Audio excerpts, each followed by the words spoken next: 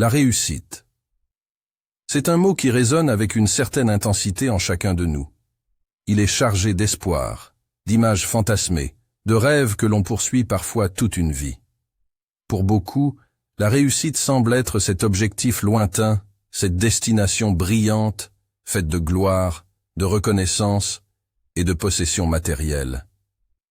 Mais si on s'arrête un instant et qu'on regarde au-delà de cette image superficielle, on commence à entrevoir autre chose, une autre vision, plus profonde, plus subtile. Une vision de la réussite qui n'a rien à voir avec le paraître ou la richesse extérieure, mais qui est intimement liée à ce qui se passe en nous, dans les recoins les plus secrets de notre être. La vraie réussite, celle qui laisse une empreinte indélébile, est d'abord un voyage intérieur, une conquête de soi. Dans nos sociétés modernes, on nous a conditionnés à croire que la réussite dépend de ce que nous possédons et de ce que les autres pensent de nous. On nous montre sans cesse des symboles de succès qui semblent indiscutables. Maisons luxueuses, comptes en banque bien garnis, succès professionnel, célébrité. On se laisse facilement embarquer dans cette course pour avoir plus, pour être plus aux yeux des autres. Pourtant, ce mythe de la réussite extérieure est un mirage. Il promet un bonheur conditionnel, un bonheur qui dépend des circonstances extérieures et qui, par définition, est fragile, éphémère. Les biens matériels et les accolades publiques peuvent certainement apporter une forme de satisfaction. Mais cette satisfaction reste temporaire. Elle exige sans cesse d'être nourrie, alimentée. Le regard des autres est capricieux, instable, et en s'appuyant dessus pour se sentir accompli, on met notre bonheur entre des mains qui ne sont pas les nôtres. Pire encore, cette quête perpétuelle de validation externe peut devenir une prison, nous enfermant dans une spirale d'attente et de déception. La réussite véritable, celle qui nous épanouit réellement, doit trouver ses racines ailleurs, dans quelque chose de plus stable, de plus profond. Les stoïciens, sages philosophes de l'Antiquité, avaient une approche radicalement différente de la réussite. Pour eux, celle-ci ne se trouvait pas dans les biens matériels, ni même dans les honneurs ou la reconnaissance sociale. La vraie réussite, selon eux, était intrinsèque. Elle résidait dans la paix de l'esprit, dans la capacité à rester aligné avec ses valeurs, à demeurer serein face aux aléas de la vie. Les stoïciens, tels que Sénèque, Marc Aurèle et Épictète, vivaient dans des périodes de bouleversements intenses, de guerres, de trahisons et de changements imprévisibles. Ils savaient que l'univers est imprévisible et que les événements échappent souvent à notre contrôle. C'est pour cela qu'ils ont trouvé refuge dans une vision de la réussite qui ne dépendait pas de ce qui arrive à l'extérieur, mais de la manière dont on y répond, de la force intérieure qui nous permet de rester ancrés dans nos convictions, malgré les tempêtes. Pour eux, le bonheur et la réussite sont indissociables de la stabilité intérieure. Loin des ambitions matérialistes, ils enseignaient que la vraie richesse est celle qui ne peut être perdue, celle qui réside dans notre esprit et notre âme. Selon Marc Aurèle, empereur et philosophe stoïcien, l'âme humaine se grandit en étant fidèle à elle-même. Cette fidélité à soi, ce calme intérieur, est pour les stoïciens la véritable mesure du succès. Qu'est-ce qu'un voyage intérieur alors? C'est un cheminement qui demande de l'introspection, de la patience et une honnêteté sans faille envers soi-même. Il ne s'agit pas d'accumuler des réussites, mais de se défaire des illusions, de questionner nos attachements et nos désirs superficiels. Ce voyage vers soi-même est exigeant, car il nous oblige à regarder en face nos insécurités, nos peurs et nos faiblesses.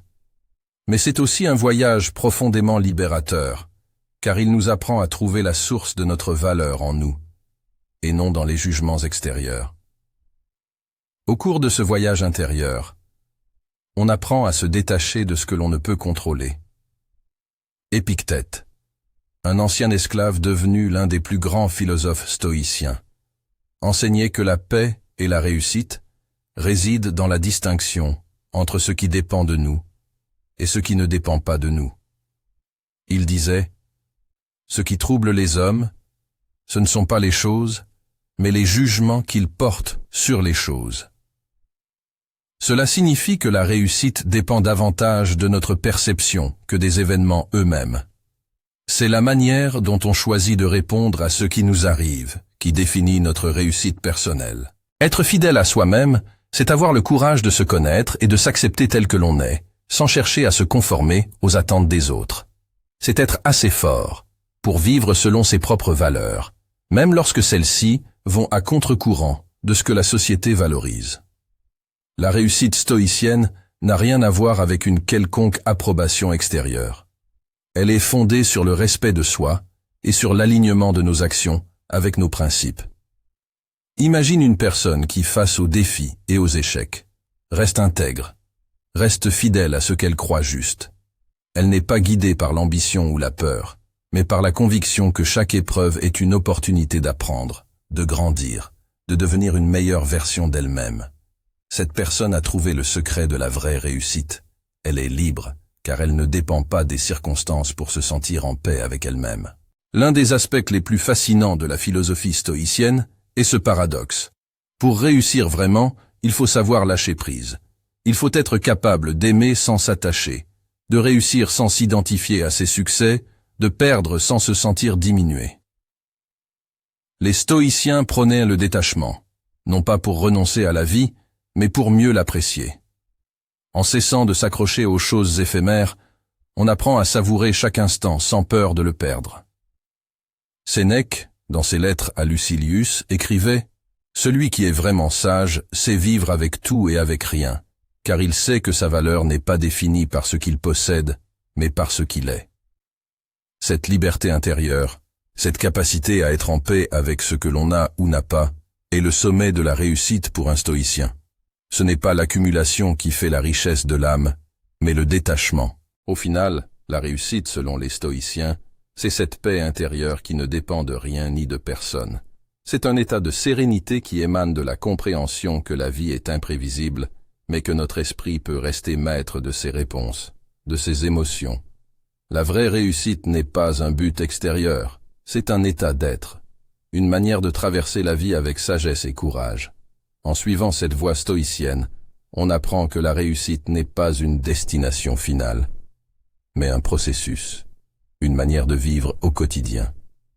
Elle est dans chaque décision, chaque choix de rester aligné avec ses valeurs, chaque effort pour transformer les épreuves en leçons.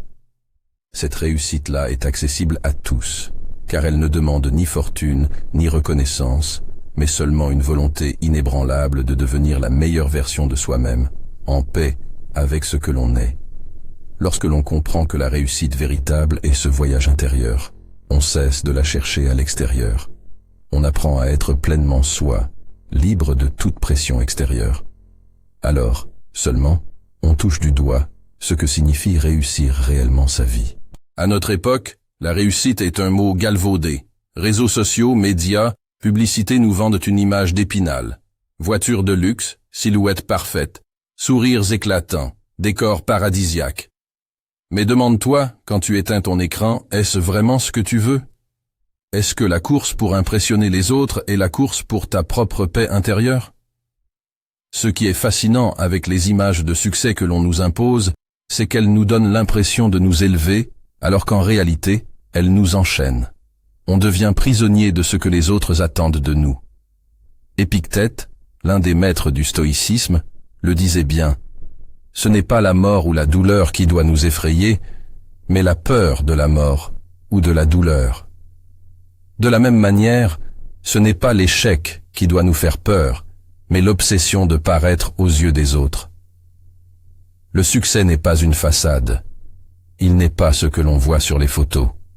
Il est, pour celui qui se connaît vraiment, un accomplissement invisible, secret, qui n'a rien à prouver au monde extérieur. La vraie réussite n'a pas besoin de spectateurs. Elle se vit de l'intérieur, dans le calme et la sérénité. Là, Sénèque, un autre des grands penseurs stoïciens, disait que ce n'est pas l'homme qui a peu qui est pauvre, mais celui qui désire plus. Cette phrase, qui peut sembler simple, a une puissance presque explosive. Elle est une invitation à redéfinir notre notion de richesse et de réussite. Pourquoi cours-tu après tant de choses? Qu'espères-tu y trouver? Peut-être crois-tu qu'en accumulant des biens, des trophées, des possessions, tu finiras par atteindre une paix intérieure, un sentiment de complétude. Mais les stoïciens nous rappellent que plus nous possédons, plus nous risquons de devenir les esclaves de nos possessions. Imagine, si demain tu perdais tout ce que tu possèdes, tout ce qui te donne aujourd'hui l'impression d'être quelqu'un, que te resterait-il? Si ton nom, ta maison, ton compte en banque, tout cela venait à disparaître, est-ce que tu aurais encore de la valeur à tes propres yeux? La réussite stoïcienne repose sur cette idée du détachement. Être libre, ce n'est pas renoncer à tout. C'est pouvoir être en paix avec l'idée que tout est impermanent.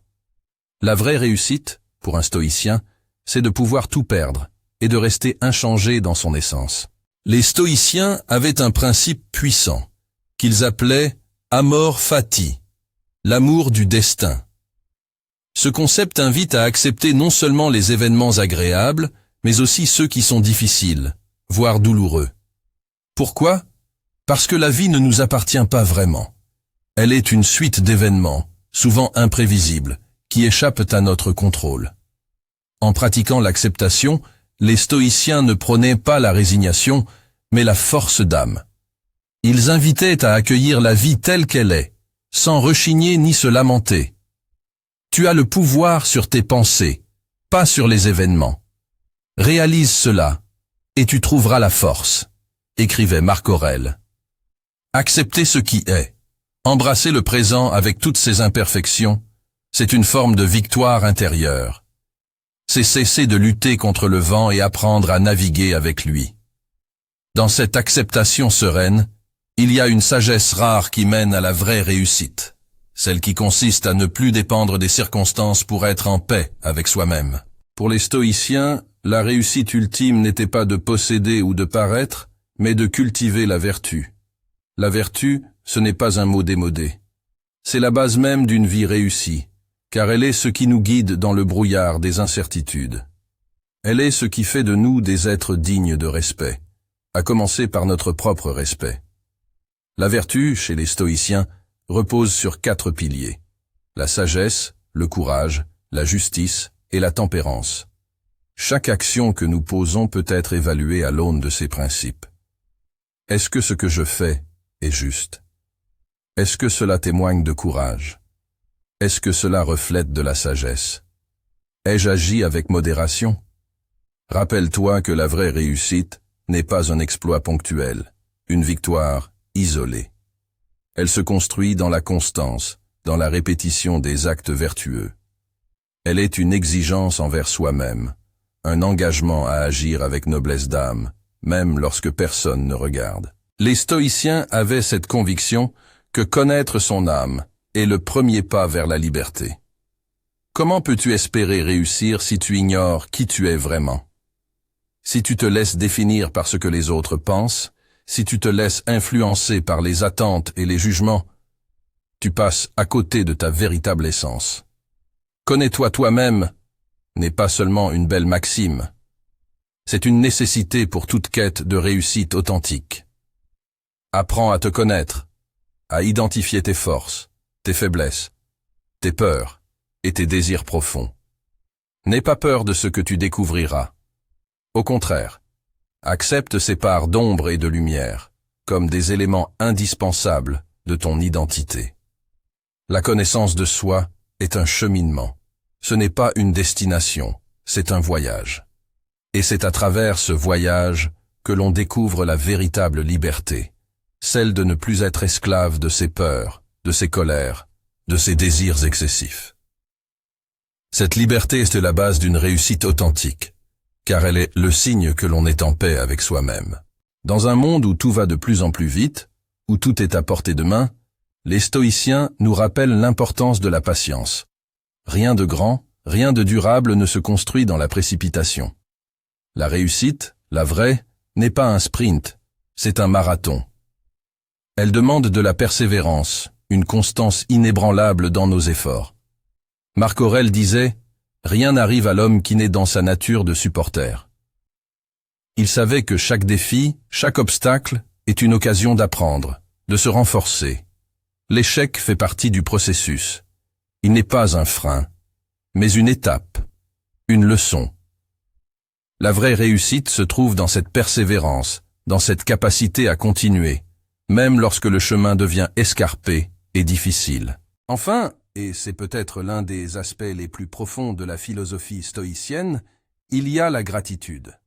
Être reconnaissant, non seulement pour ce que l'on a, mais aussi pour ce que l'on a perdu, pour les épreuves qui nous ont forgés, est une force puissante. Les stoïciens nous rappellent que tout ce que nous possédons, tout ce que nous sommes, peut nous être enlevé. La gratitude est une manière de se rappeler que chaque moment, chaque expérience, est un cadeau éphémère. Elle est ce qui nous ancre dans le présent, ce qui nous permet d'apprécier pleinement chaque victoire, chaque petit succès, sans être consumé par l'envie de toujours en vouloir plus.